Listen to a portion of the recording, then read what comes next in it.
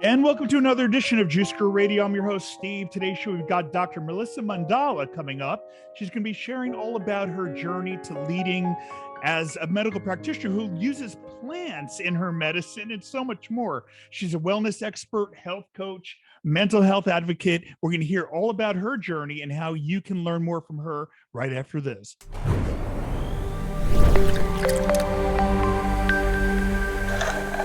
And welcome back to the show. I'm Steve. So great to be with you. Dr. Melissa is here with us, holistic plant-based physician, nutritional and wellness expert, health coach, mental health advocate, and recipe inventor.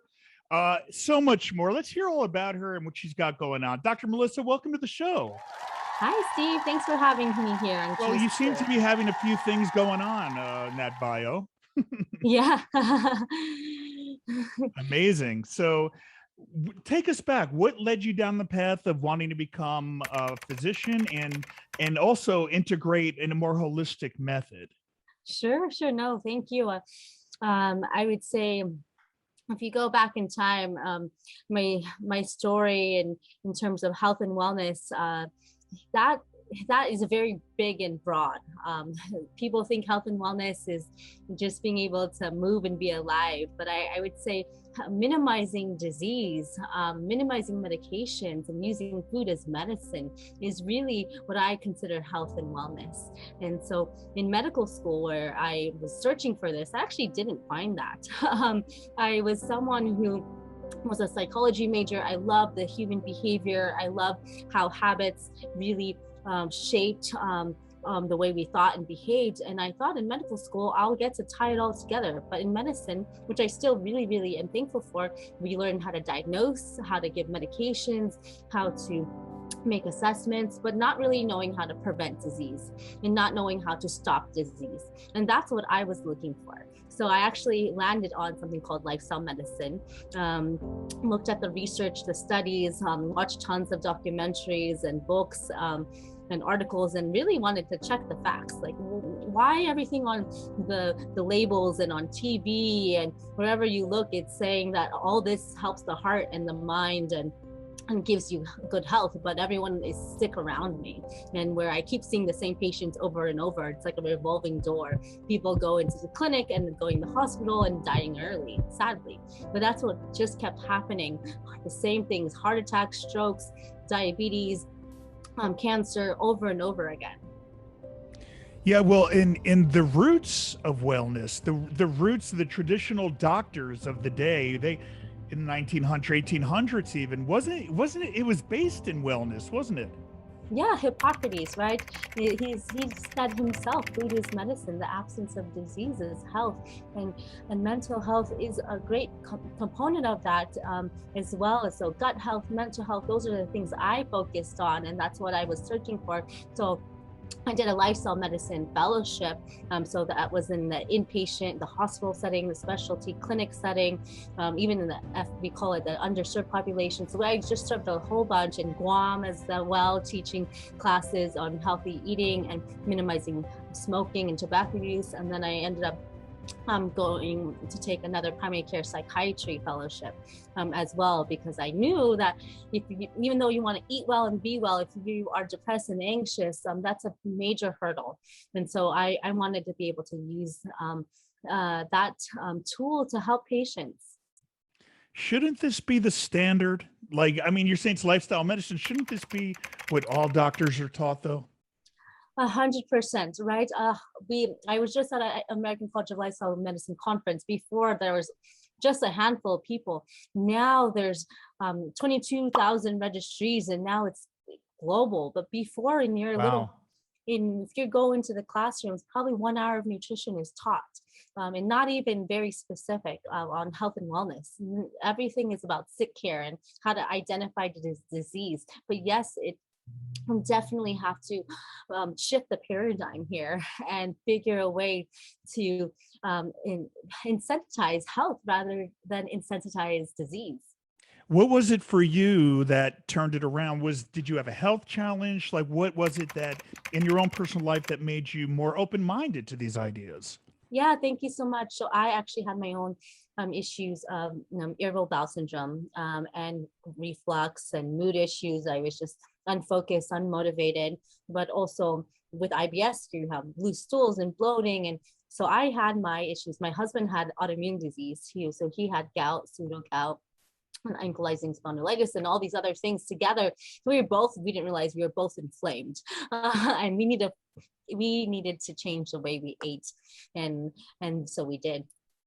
One thing, there's so much we can talk about between mental health, gut health, and direct care. One thing I really want to talk to you about, though, is something that's not being talked about today in mental health, and with the COVID situation and the restrictions and the face masks and the social isolation and the way kids are being brought up. And I'm sensing energetically that there's more anger out there, road rage.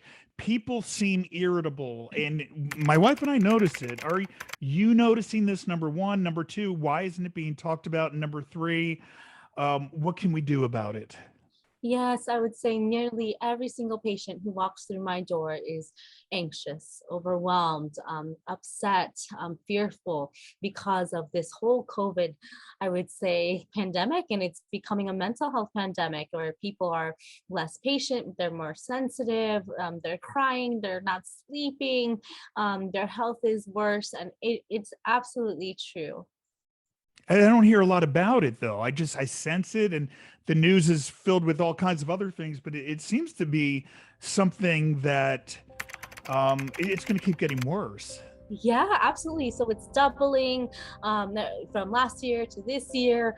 The rates of depression, anxiety, suicide, loneliness is, I would say, the root cause of most chronic diseases. It's linked to dementia, hypertension, cardiac disease, mental health disorders.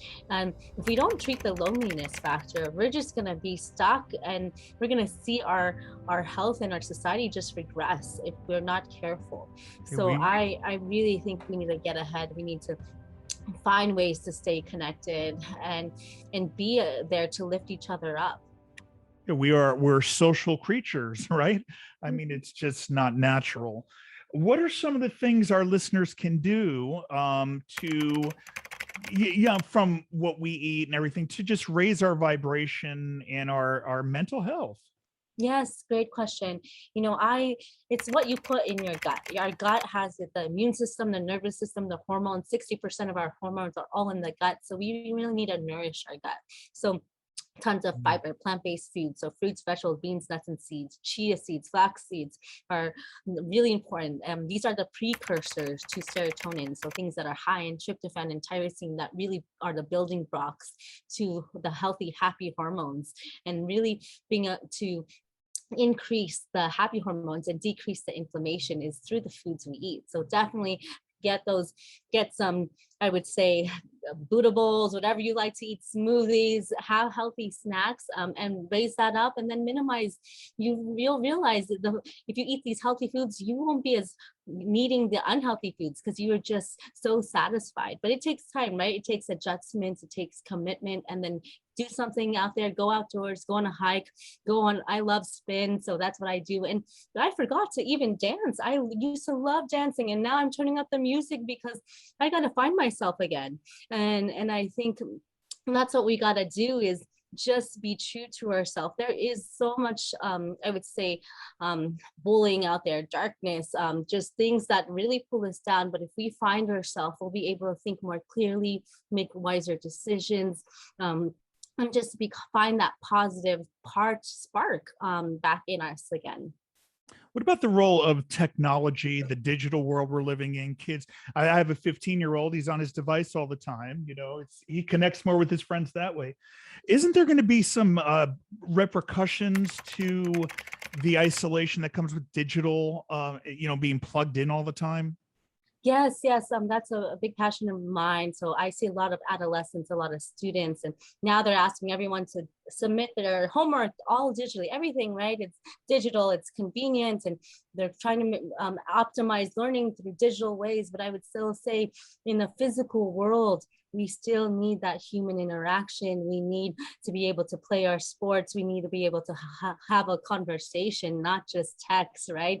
Be able to have this being mindful and present. And those are important. So yes, with technology, if you have high rates of screen time, not only does it cause eye strain and headaches and lack of focus, but you're more likely to be sitting down instead of exercising. You're more likely to become more depressed and anxious because you're just looking at all the technology and you're comparing yourself to other people, and there's this ugly cloud around you for too much in that technology media space. From all the work you're doing, from lifestyle medicine, working on family medicine, primary care, psychiatry, and as one of the first and youngest nationally recognized lifestyle medicine fellows, and amazing work that you're doing. And you're co-founder of the Doctor Lifestyle Clinic. Can you tell us more about that? Yes, thank you so much. So I'm based in Newport Beach, and it's actually a dream of mine to be able to focus on health and wellness in the clinic. Most doctors only spend 5-10 minutes, and here's a prescription. They don't really get to dig deep and investigate and allow the patient to also make decisions for themselves, because they also want to become healthier. So I do a lot of coaching, educating, talking about nutrition. I spend an hour with my patients, and I'm right there with them. I want to be there in their crisis, and I want to also be there to prevent the crisis. So I have something called the direct primary care. So it's direct access to me. So they're able to have frequent visits with me. They're able to have an app, and we're able to just get through and overcome. And I see that's how we make lifestyle changes. That's where we see these health outcomes where they're completely different. So I work there with my husband, who's the autoimmune integrative plant-based rheumatologist as well. And so he also had his autoimmune disease that he transformed. So together, it's just been, I would say, a dream, but also patients' dreams. They literally have been telling me, I've been looking for you for years, decades. Thank you so much for what you're doing. I've tried everything out there. Thank you. This is finally something I can do and connect with, and I'm finally getting some results. Thank you. It's funny because I had recommended you to a friend a couple of weeks ago. I Oh, found you, and that I didn't even know that they were reaching out to you to be on the show. And then oh, when you said Newport Beach, it all clicked. I'm like, oh my God, I just recommended you because she was looking for someone in California that understands plant-based, that can be holistic. We need more doctors like you guys. Like, we need to clone your clinic. You need to train other. Don't we need more of this? I mean, throughout the country, because I'm always asking for people like you. yes, 100%. There's a huge movement. Doctors are fed up. Nutritionists, PAs, and everyone wants, even pharmacists, physical therapists, we're all coming together. There's a big movement.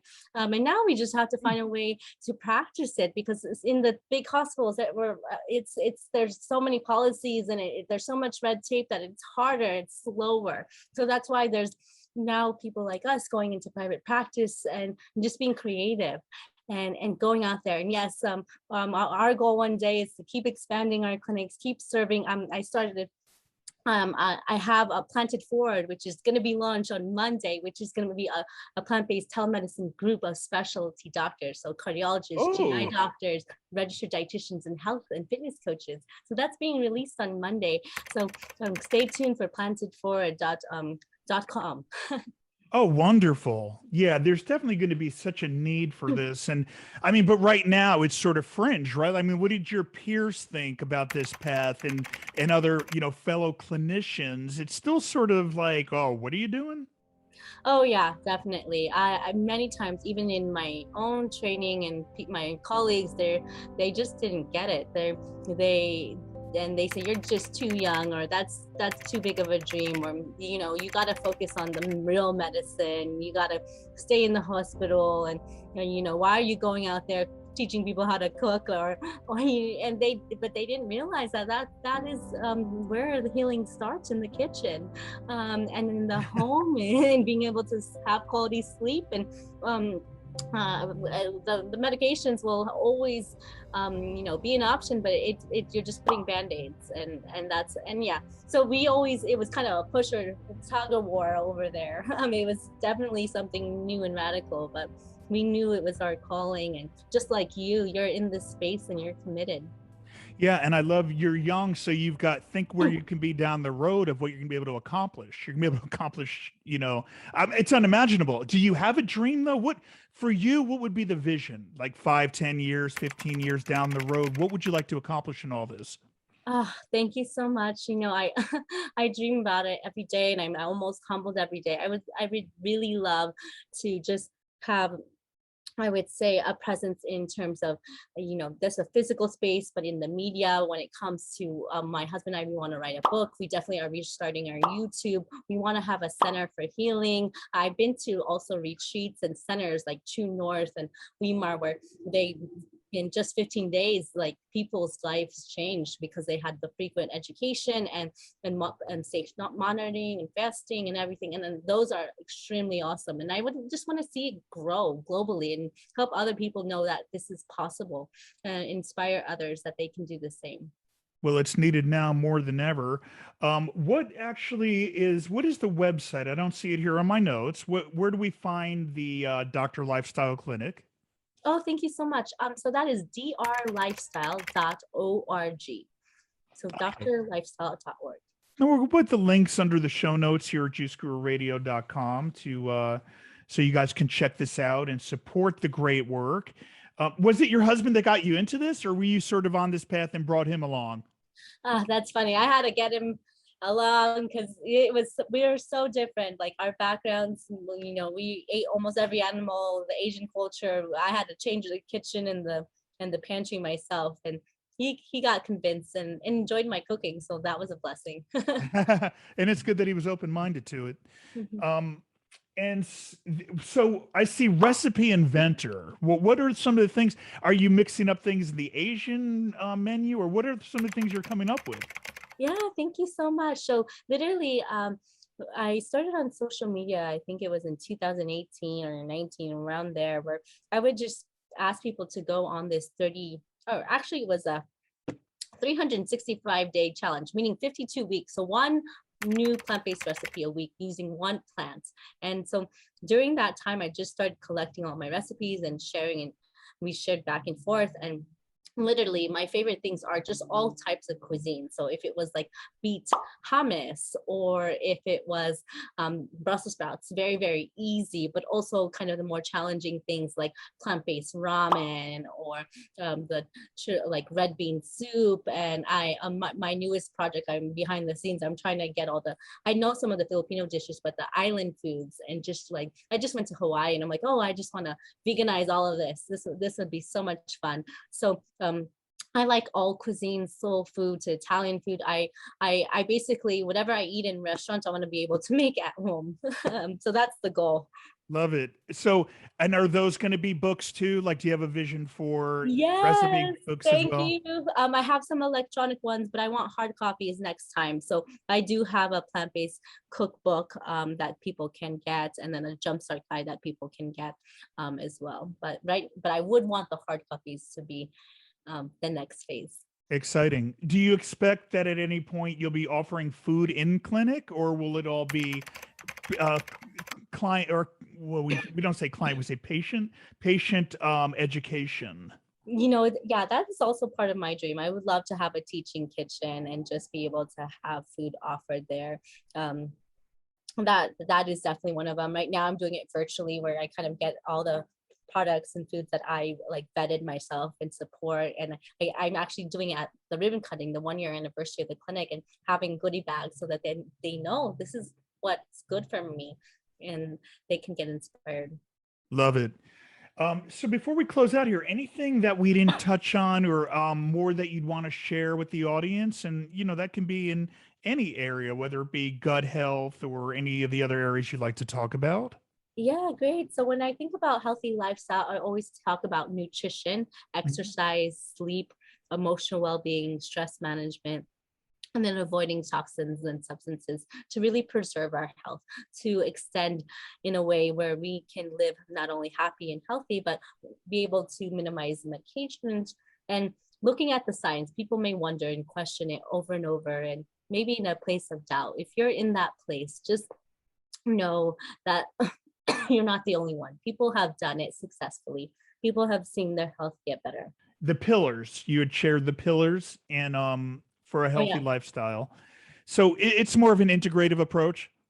Yeah, so it's integrative, it's holistic. I love meditating with my patients. I love doing breath work and showing them fun recipes. And really, it's this partnership. I don't think doctors are in this untouchable place where they're like calling all the shots. I don't think that's how health goes. I think it's really sitting there hand in hand and having this just shared decision to do the best, to have and to be vulnerable with our health, and to understand, yeah, I'm progress over perfection, and just being able to say, yeah, I really struggle with this. And I see those are the things when people are able to open up about their fears and about their health, and that's where the breakthroughs happen. I had patients who were scared just to take their blood pressure because all their life they thought if they had high blood pressure they were going to die, and they had severe anxiety. So just being able to listen, stay attuned,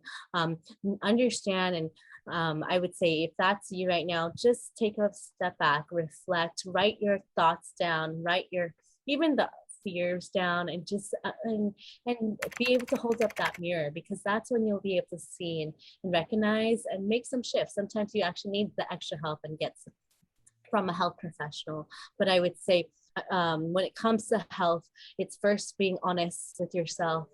Second is being brave to get help and ask to do something different, to make a change. And then third is to commit, because you're worth it. Your family's worth it. Your future's worth it.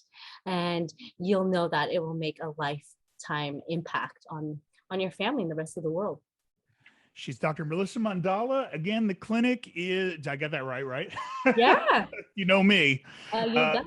Again, we've got the clinic, Dr. Lifestyle Clinic. It's over in Newport Beach, California. And so we need more. We need more of this. So thank you for the incredible work you're doing. We'll have the links to your site. Are you guys on social media too? Yes, we are. We definitely are on Instagram. So melissamandala.md. My husband is my autoimmune MD.